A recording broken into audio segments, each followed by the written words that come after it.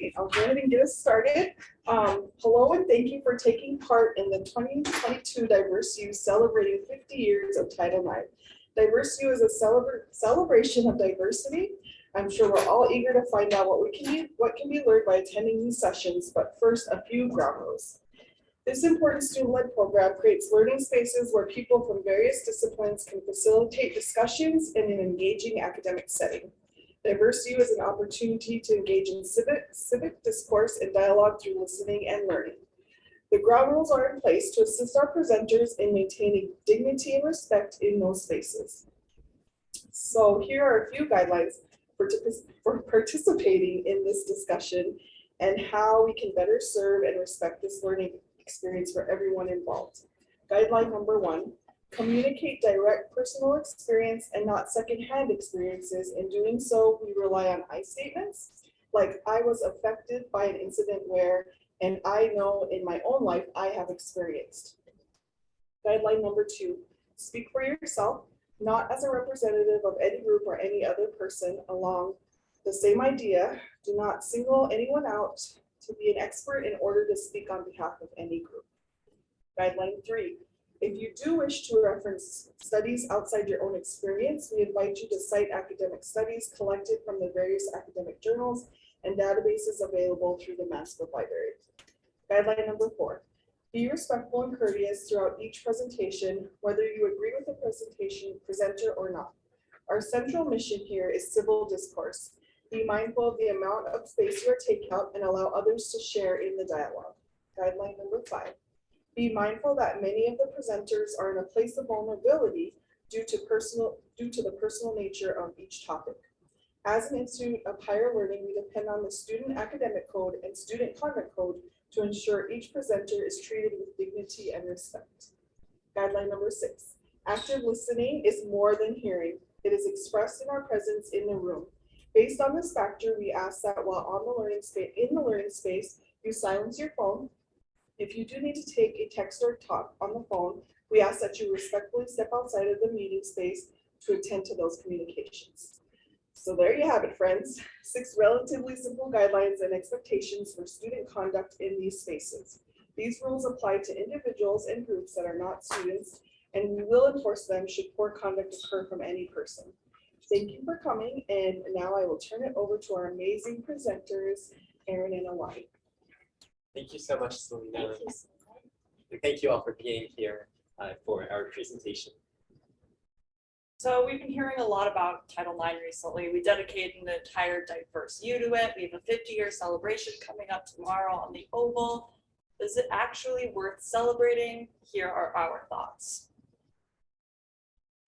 So first off, we wanted to start by explaining our positionality. So my name is Elani, my pronouns are they, them, theirs, and I'm queer, I'm trans, disabled, and I love the outdoors.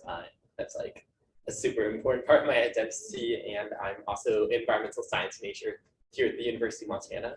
I'm a senior, and I think that this is the last diversity presentation I'll ever give as a student, at least. So I'm really excited. My name is Erin. I am a sophomore studying social work, sociology, and women's gender and sexuality studies.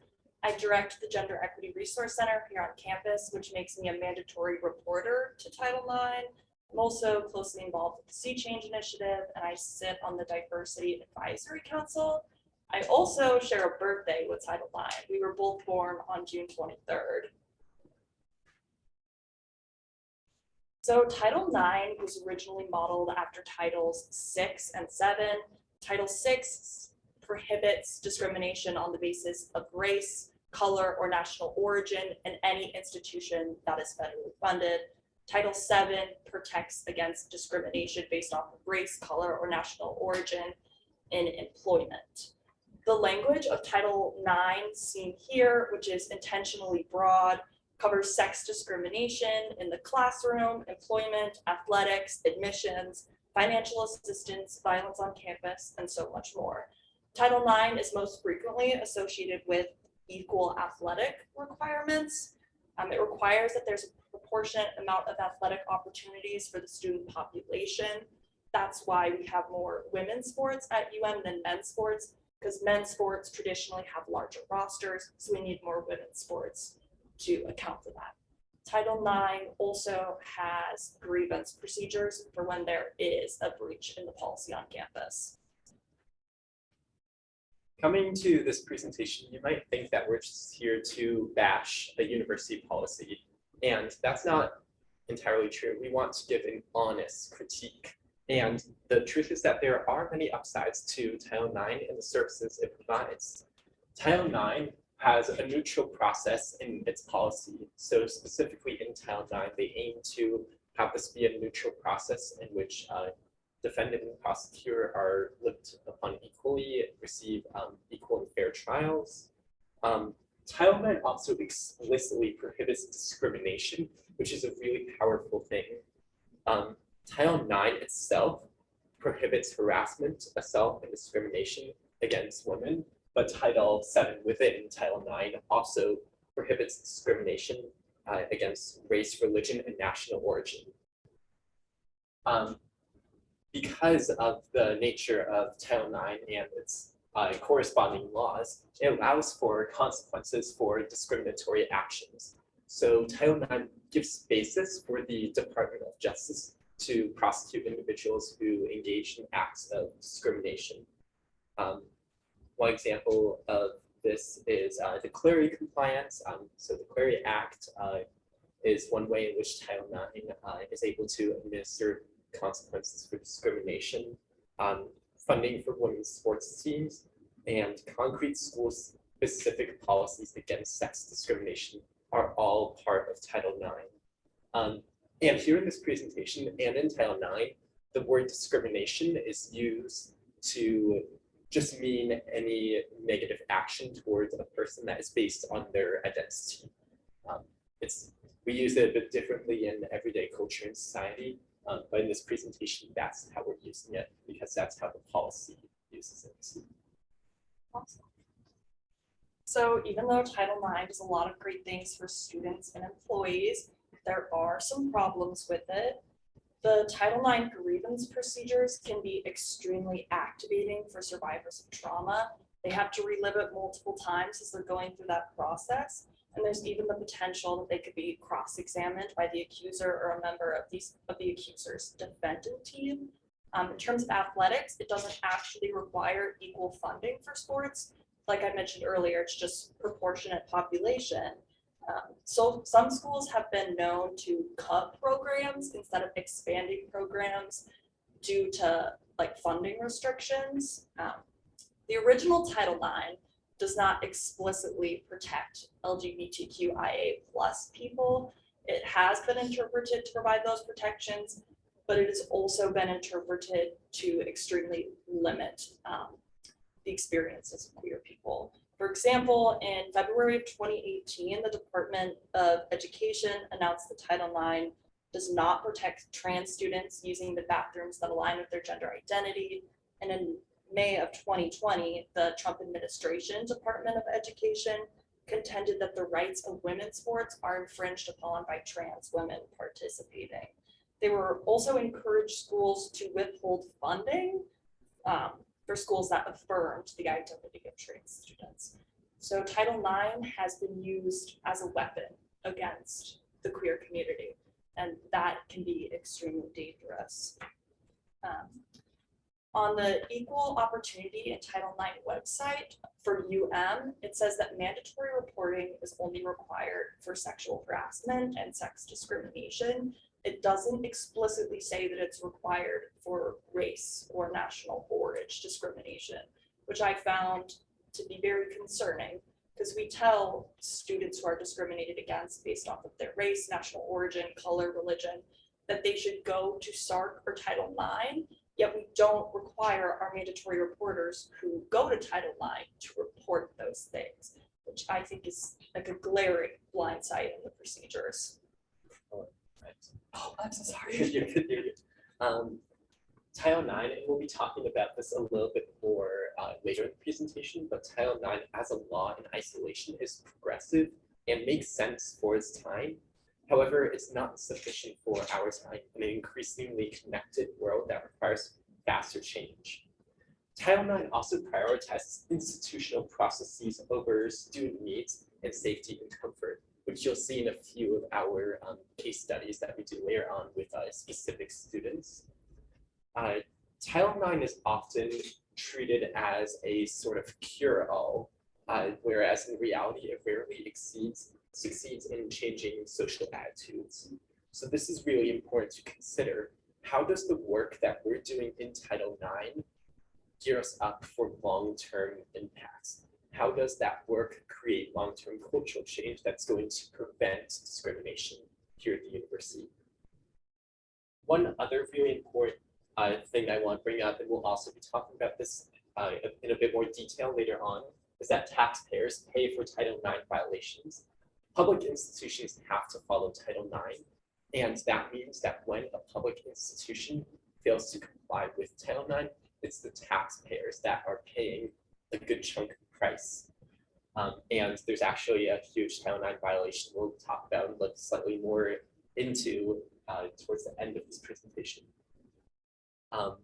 One other piece of Title IX that's had a huge impact and prominence here at the university is the Clery Act. So that's part of mandatory reporting and also part of CSAs, or campus security authorities. So I have an experience with Title IX. I was a campus security authority for the past academic year.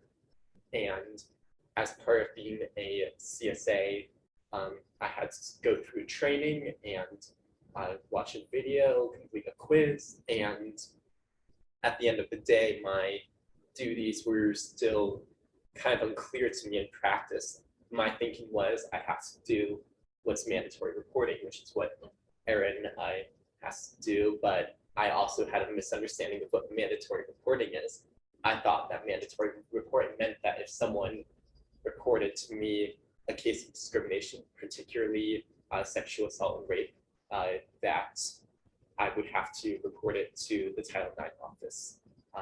And so due to that misunderstanding, I actually got in trouble because I told someone I was a CSA, but also that I did not trust the system to protect survivors. And they saw that as me saying I would not report and therefore violating my duties as a CSA. And they actually threatened to get me arrested, and like it was a whole legal thing. I had like several appointments with ASUM legal, and it caused a huge amount of stress.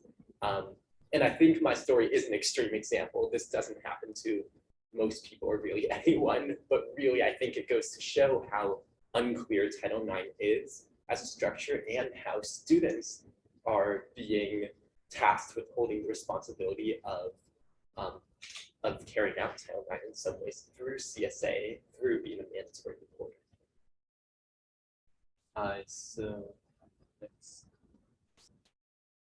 So I made a video that's just got some student perspectives on Title IX. I asked these students 2 questions. One, do you know what Title IX is? And if you do know what Title IX is, do you feel that Title IX protects you? And we just want to like show you this video to get an initial impression of Title IX from students. And by the way, I know that it says TikTok, but I only use TikTok to caption this video. This video is not public. You can't search for it on TikTok. It's just to caption the video.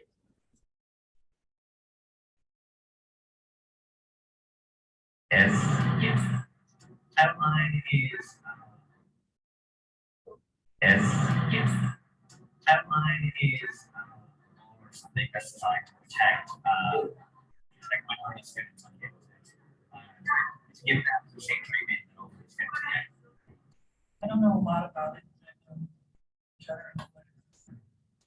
Do you know what Title IX is? Yes. Do you know what Title IX is? Yes. Do you know what Title IX is? No.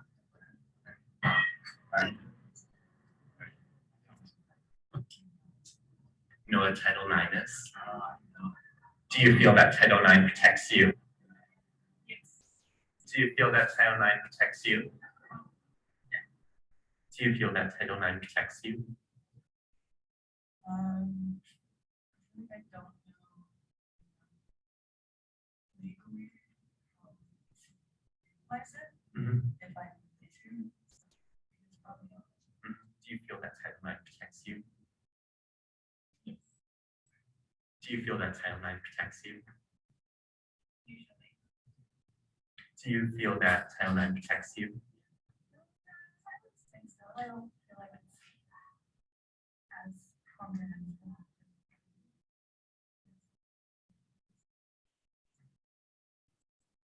So what we're seeing in this video is that there are some positive views of Title IX, that Title IX is here to protect students, and that Title IX does have effective messaging, which I think is really important when taking into consideration the power that Title IX does have on this campus, whether for good or for bad, because like we mentioned, Title IX has upsides and downsides. So there is some really good communication that's going on here.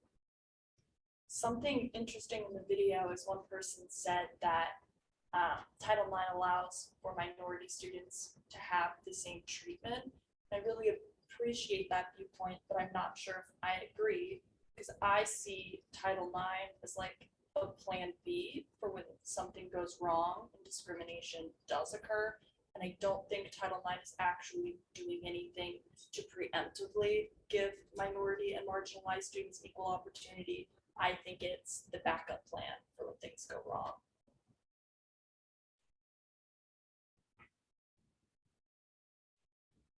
So now we have gone into, what Title IX is, some initial upsides and downsides, and we also have taken a broad look at students, see what their thoughts are on Title IX. Now we're going to talk about individual students' experiences more in depth. These are students that we've talked to and that we know personally, and we want to really get these individual experiences to show what happens, kind of beyond, like below the surface with Title IX, not just giving a surface look. This former student that I talked to is a queer former student of color, and his initial thoughts on Title IX is that Title IX is here for students to report things that are discriminatory, unfair, or inequitable. But through his experience, he's learned, in his words, that Title IX is not here for the students, and that Title IX is here to protect the University of Montana instead. According to him, Title IX, going through the process of Title IX was a waste of time, a trigger in its experience, and took way too long to administer any kind of justice, which was none, actually. He feels that Title IX, in his case, failed to protect him from slurs, discrimination, and harassment, and that the whole process itself was very performative, simply checking a box in the administrative level. And Title IX really wants to create this illusion that something is going to happen through the checking of these boxes. Because of the long process and the repeated process of having to tell the story, of having to go through all of the procedures of Title IX, he was virtually reliving his experiences of discrimination. When I asked him if he felt that Title IX protects him, he said, no, absolutely not. Title IX is here to protect the university. Another student I interviewed, also a former student who is a woman, she described it as like HR for the university. And this person's really interested in women and girls living on their own terms and really wants to acknowledge that Title IX has brought about progress for sports in particular.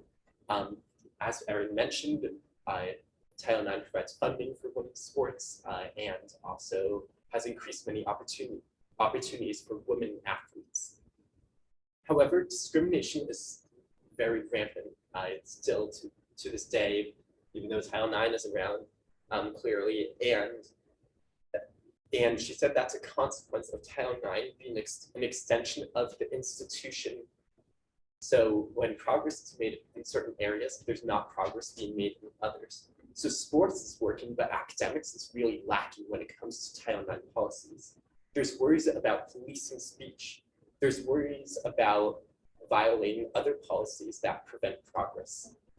And this student really acknowledges that Title IX has made progress in sports, and it was good for its time, but it was never set out to eradicate inequality. And for some reason, we've still created this attitude as an institution that Title IX is the place to go if you face discrimination, and that it's going to protect you from said discrimination. When I asked her if she felt that Title IX protects her, she said no, absolutely not. And that the violence against women and girls is going to transcend whatever Title IX tries to do. All right, so current student 1 turned to Title IX after she experienced a sexual assault on campus. She found that Title IX was very supportive of her.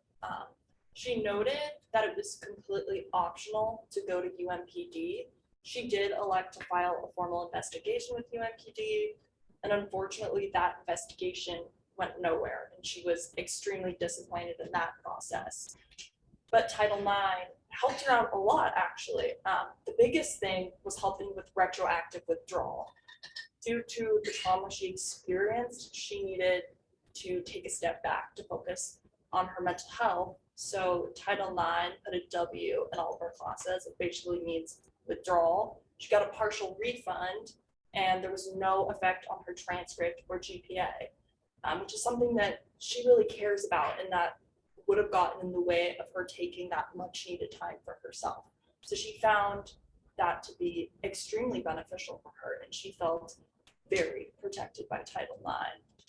Her call to action, though, is that there needs to be more preemptive and preventative measures, especially from SARC, UMPD, and the university are the 3 main actors that she noted.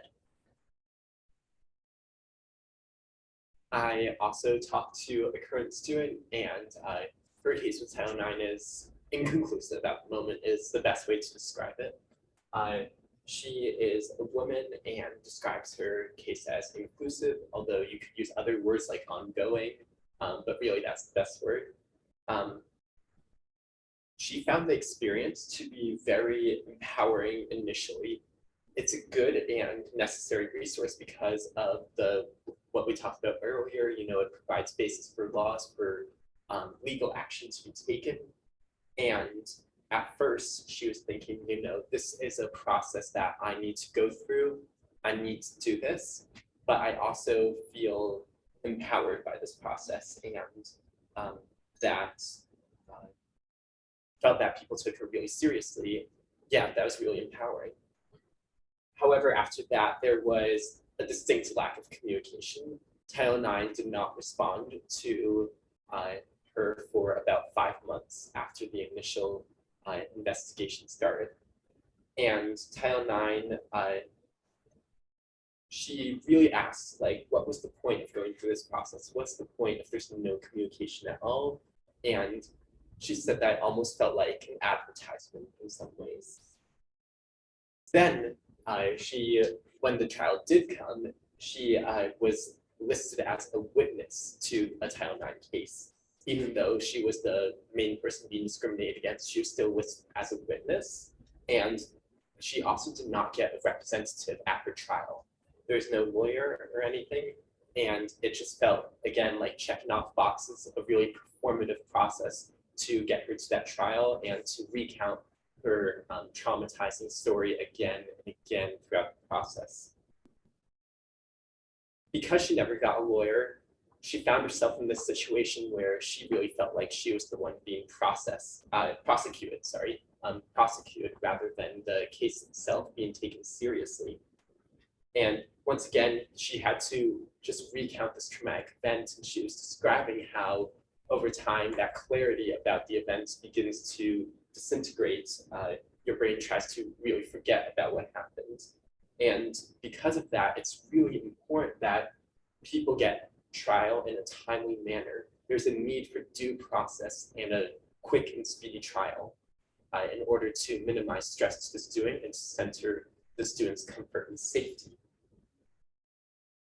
When I asked her if she felt that Title IX protects her, she said that she doesn't think that Title IX protects her, but they do make it clear that discrimination is wrong.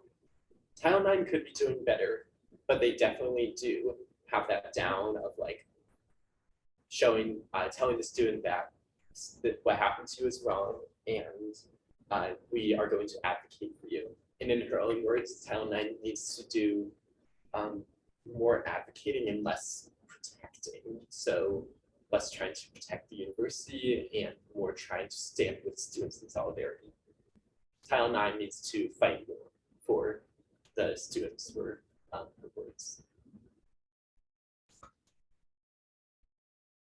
So the new Title IX is not yet in effect. There are amendments proposed by the Biden administration that just saw national public comment, but it includes the expansion of protections for sex-based harassment and the protection for pregnancy-related conditions, which was defined as pregnancy, lactation, and termination of pregnancy. It expands the rights of parents to support and represent their elementary and secondary school students.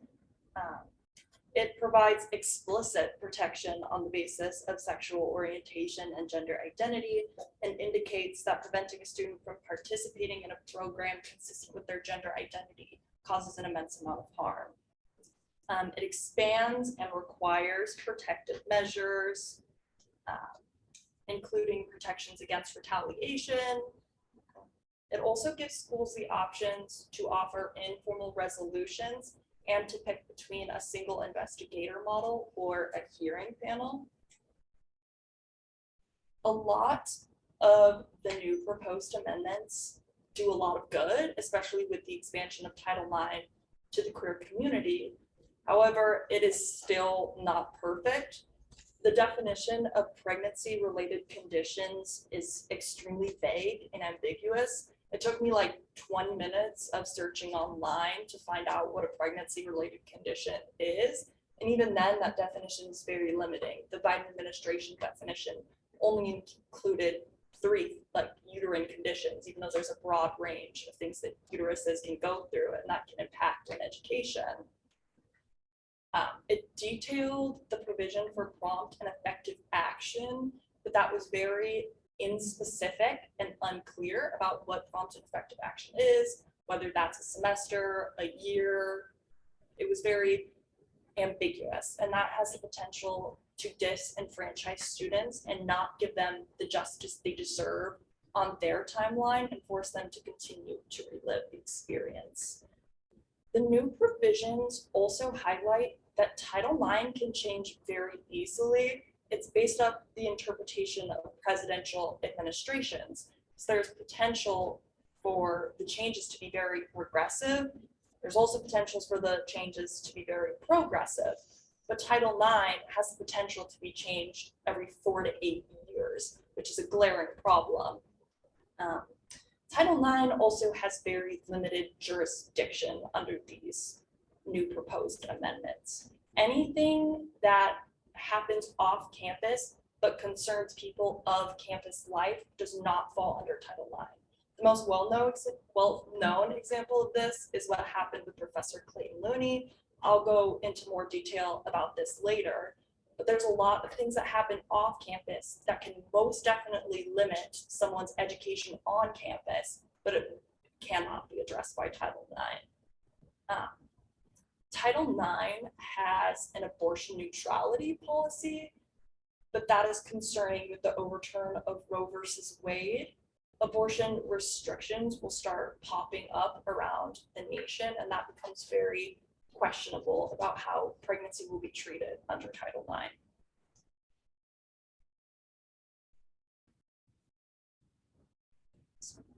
So right now, we want to talk about Title IX at the University of Montana, making it a bit more local to this institution, and some specific experiences that UM has had with Title IX. There's currently a lawsuit.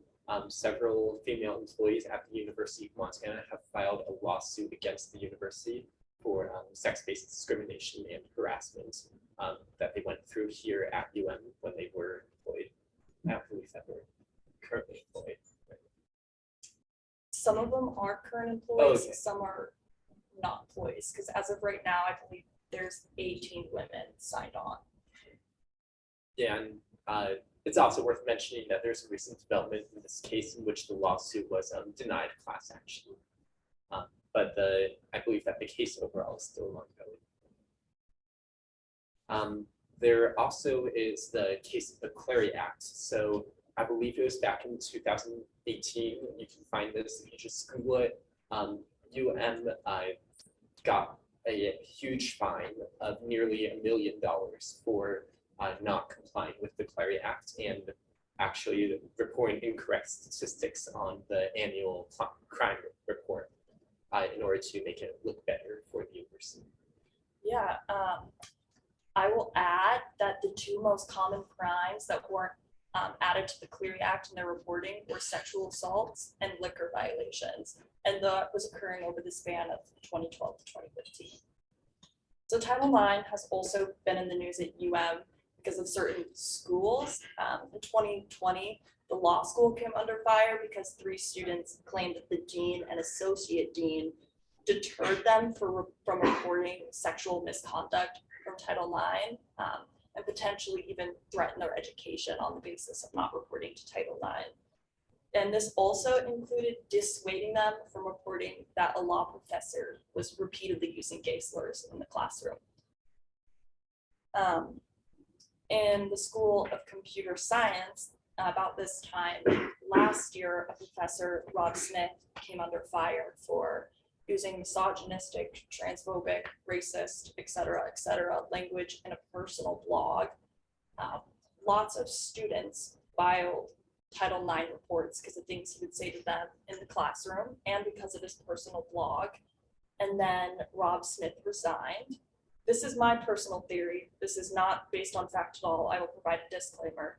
My theory is that he resigned before the Title IX investigation could go through because he knew that he was guilty and that there might be sanctions. So he resigned so that his case would fall out of jurisdiction. Once again, not proven by fact, just my own personal theory. And then the last case is with the School of Business, Professor Clayton Looney. Outside of campus life, there's videotapes of him using racist slurs, and Title IX reports were filed, but the investigation never went anywhere because it was out of jurisdiction. Yet this person who holds these viewpoints is still on our campus teaching classes. And you don't get to just leave your racist, Islamophobic views at the door. You bring those with you everywhere you go. And that is inevitably and invariably going to affect those students' educations. So this just shows examples of when it appears that the university was more so siding with themselves and their professors, and Title IX was more so siding with professors in the university than with the students who were experiencing discrimination and were terrified for their safety. So we wanted to point out some solutions that we've come up with through working on this presentation and through talking to individual students, and also through our research on the topic of Title IX. So a big thing for me that I've taken away from talking with students is to not present Title IX as a cure-all, that Title IX should be presented as a small part of a network of extensive support services. All paths currently lead to Title IX in a way. First you go SARC, and then you go to Title IX, or you go to, you report something to a professor, and then they go to Title IX, you talk to a CSA, and it goes to Title IX. Really, Title IX should just be a small part of a more extensive network that people can rely on. This also incorporates the student role in Title IX. Students should be compensated for their efforts, for their labor in leading justice, equity, diversity, and inclusion efforts here at the University of Montana. All paid positions paid equitably.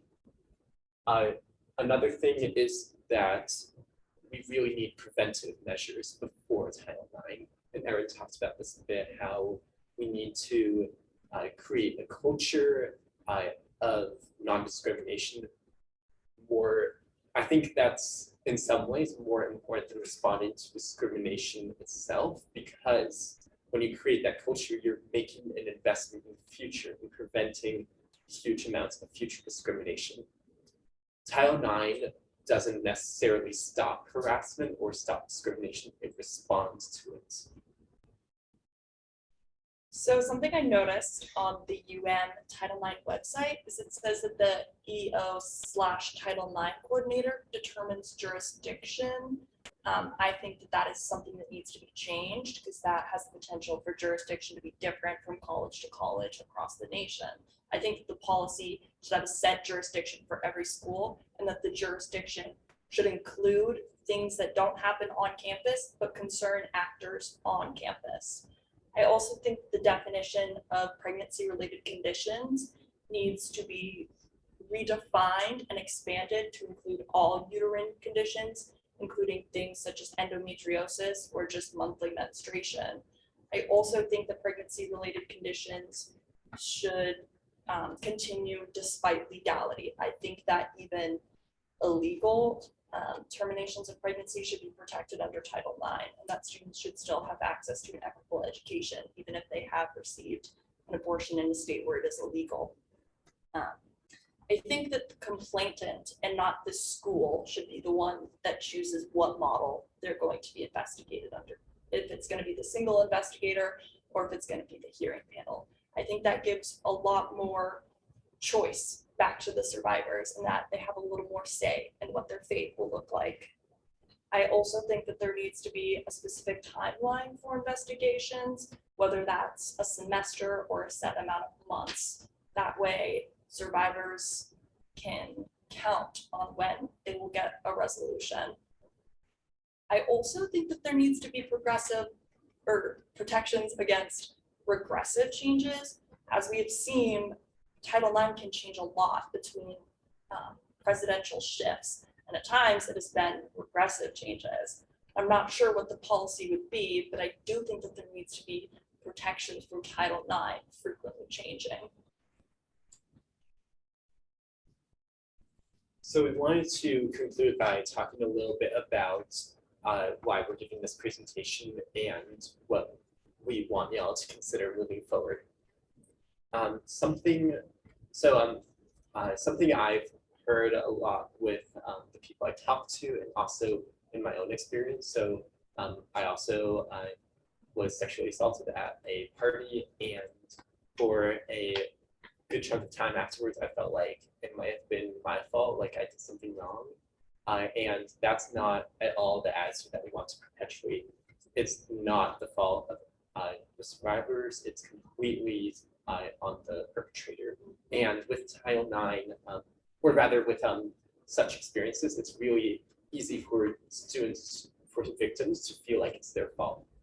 With Title IX, we need to really emphasize that it is about the system when something goes wrong with Title IX. It is not about the students.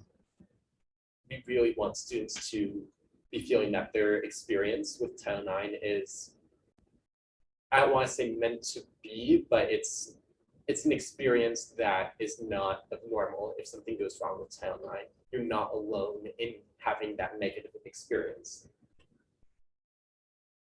I also think it's very important to have solidarity within the students together, providing collective action to bargain against the administration or to bargain against each other. But it's also crucial that the administration stands with the students and puts the students first instead of trying to save face. They need to be open about the mistakes that have been made and then rectify those mistakes.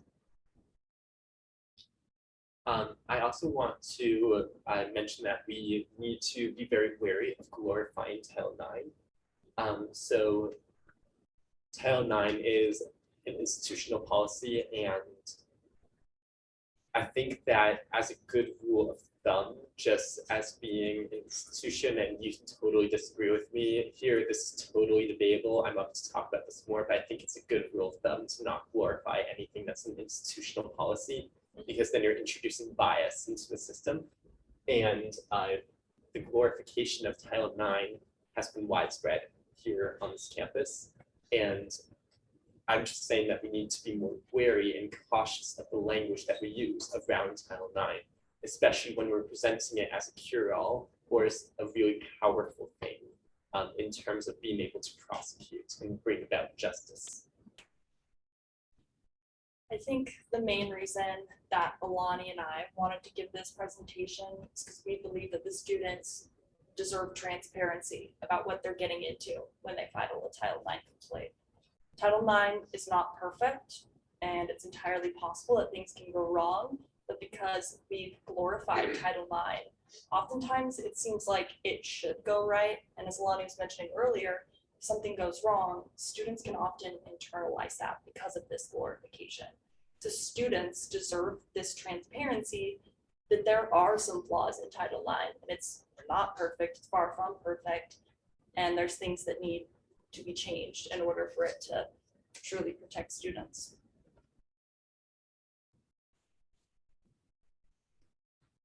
And these are our sources. Thank you so much for coming. Thank you.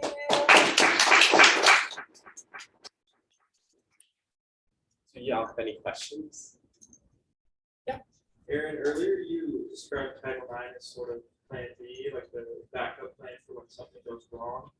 Since you don't view it as the proper preventative measures, what would you think those might look like in the ideal system? For proper preventative measures, I think consent training, but consent training at an early age. I think consent training needs to start in middle school at the bare minimum about what consent actually looks like. I think that's a tricky question.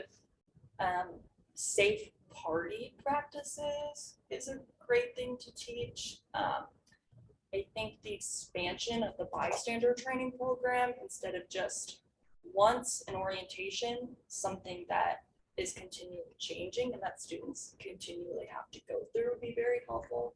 I think those would be helpful policies. And I would say prevention is also about cultural change, just as much as it is about university policies.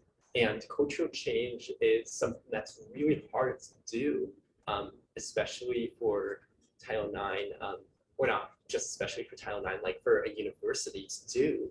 And so I think part of the solution is showing that Title IX is part of this larger network, that Title IX is just the institutional side of a social network that needs to be changed.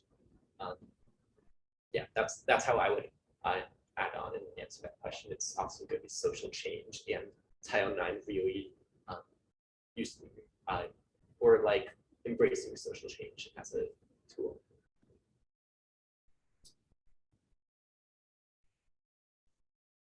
So to like the title of the presentation, do you think it's worth celebrating the historical legacy of Title IX at all, or is it all just like, should we not be focused on celebrating or only be focused on moving forward? I think should be a little bit of both. I think we should celebrate what it has done for progressing education, but I don't think that we should get so caught up in celebrating that we look over what still needs to be changed. This might get me in trouble, but like, I think my viewpoints are like a little bit anarchist, and I tried to avoid glorifying institutions, and I think that it is worth looking at the historical importance of Title IX. Policy plays a huge role in how we live our everyday lives, and Title IX has done some good things. So I think it's worth to celebrate that history and the positive things it has done, but you can both celebrate that history and have a critique at the same time. I think both of those things are really important, and by naming a whole diverse U session or series of sessions after the celebration of Title IX, I think that's not as conducive to showing both sides of the issue. I'm not exactly sure what the solution would be. You could say, maybe the theme could be more generally something about Title IX rather than specifically saying celebrating Title IX because it's so positive, or at least celebrating implies that's really positive. I think we need to have themes, have conversations that really show that this is a multifaceted issue and not, one viewpoint. That would be my answer.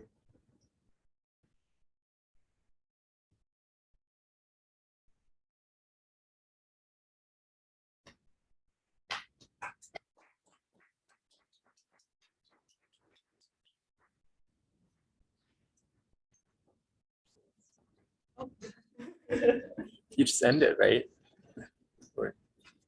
I think so. Yeah. So just close it.